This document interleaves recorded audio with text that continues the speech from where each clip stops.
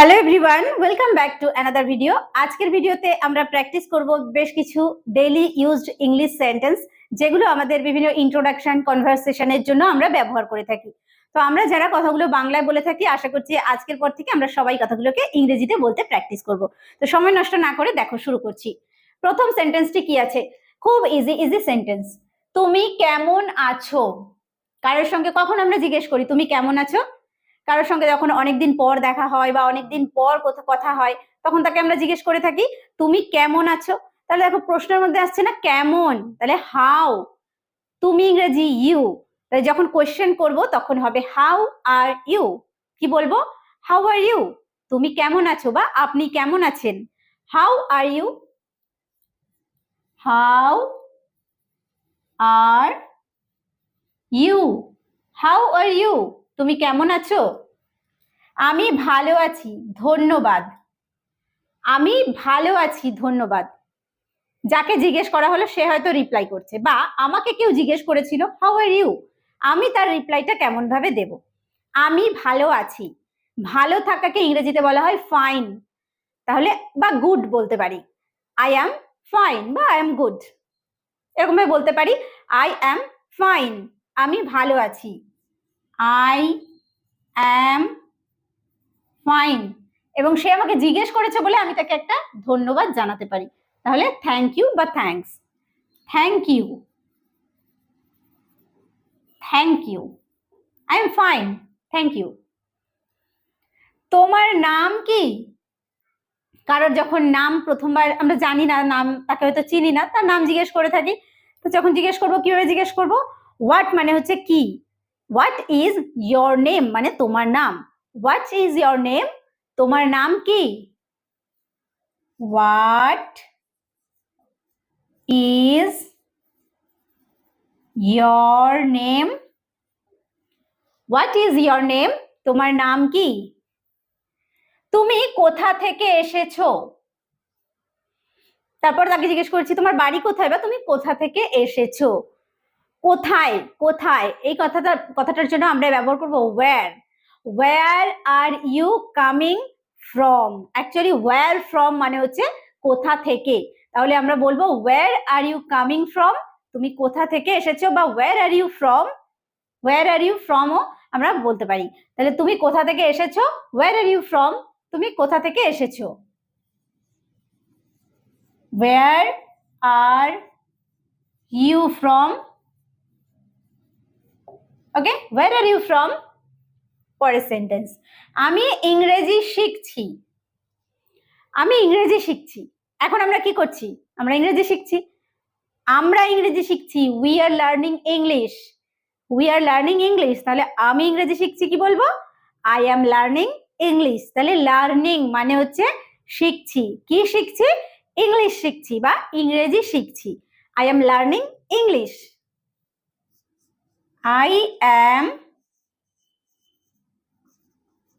learning English. I am learning English. তোমার সাহায্যের জন্য ধন্যবাদ। কেউ আমাকে আমার বিপদের সময় সাহায্য করেছে, আর সাহায্য করলে তাকে তো আমরা ধন্যবাদ জানাই। তাহলে এইভাবে বলে থাকি যে তুমি আমাকে সাহায্য করেছো, তার জন্য ধন্যবাদ, বা তোমার সাহায্যের জন্য ধন্যবাদ। Thank you. থ্যাংক ইউ মানে তোমাকে ধন্যবাদ। ফর ইয়োর হেল্প, হেল্প মানে হচ্ছে সাহায্য, আর ফর ব্যবহার করলাম জন্য। Thank you for your help. Thank you for your help, তোমার সাহায্যের জন্য ধন্যবাদ। Thank you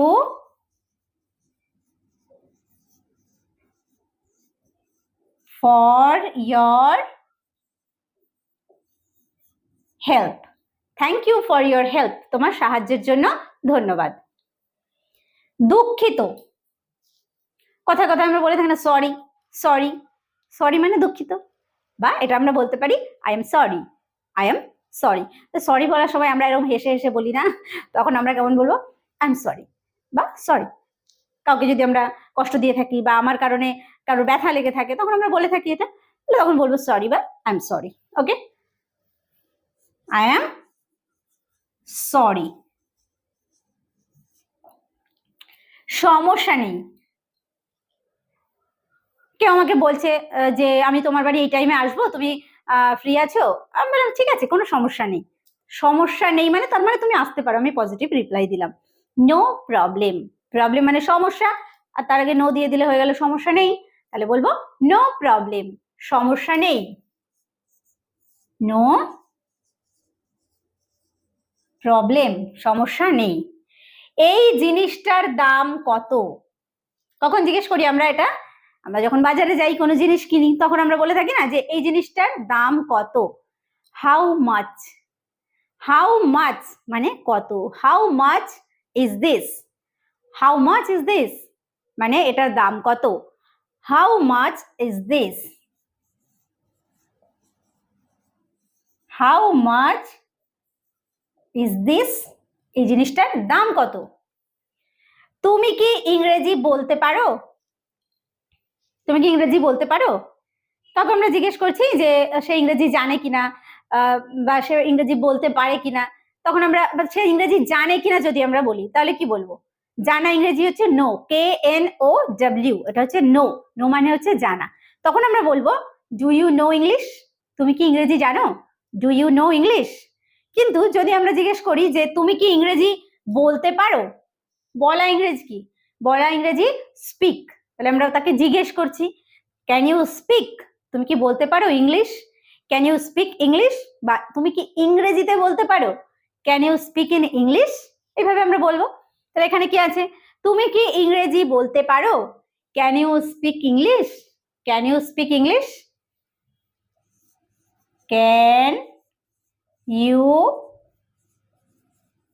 speak English, can you speak English.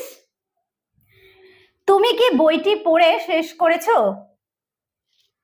কেউ হয়তো কোনো বই একটা পড়া শুরু করেছে, কোনো গল্পের বই হতে পারে, কোনো উপন্যাস হতে পারে, আমার কাছ থেকে বইটা নিয়েও থাকতে পারে। তো আমি তাকে জিজ্ঞেস করছি বইটা কি আমার চাই, তো বইটা আমাকে দেবে ডাইরেক্ট না বলে আমরা বলছি যে তুমি কি বইটা পড়ে শেষ করেছো? শেষ করা ইংরেজি হচ্ছে ফিনিশ। তাহলে এখানে বলবো হচ্ছে have you finished, have you finished, তুমি কি শেষ করেছো কি বইখানা পড়ে? রিডিং দ্য বুক, রিড মানে হচ্ছে পড়া, reading the book. Have you finished reading the book, তুমি কি বইখানা পড়ে শেষ করেছো? হ্যাভ ইউ ফিনিশড রিডিং মানে পড়ে বইটি, the book. Have you finished reading the book, তুমি কি বইটি পড়ে শেষ করেছো? সে কেবল ঘুমাতো আর কিছুই করতো না, সে কেবল ঘুমাতো আর কিছুই করতো না। He did nothing, he did nothing but sleep, he did nothing সে কিছুই করতো না বাট স্লিপ মানে শুধুই ঘুমোতো। তাহলে ইংরেজিতে বলবো he did nothing but sleep, he did nothing but sleep, সে কিছুই করতো না শুধুই ঘুমোতো, বা সে কেবল ঘুমোতো আর কিছুই করতো না। He did nothing but slip. আজকের ভিডিওতে আমরা শিখলাম বেশ কিছু বেসিক ইংরেজি সেন্টেন্স, যেগুলো আমাদের রেগুলার লাইফে কথা বলতে আমরা সব সময় ব্যবহার করে থাকি। তো আশা করছি তোমরা যারা বিগিনার্স, সবেমাত্র ইংরেজিতে কথা বলা শিখতে চাইছো, শুরু করতে চাইছো, আশা করছি তাদের জন্য ভিডিওটি হেল্পফুল হবে। ভালো লাগলে অবশ্যই একটা লাইক এবং কমেন্ট করে পাশে থেকো এবং চ্যানেলটিকে সাবস্ক্রাইব করে নিও। ভিডিওটি শেষ পর্যন্ত দেখার জন্য প্রত্যেককে থ্যাংক ইউ।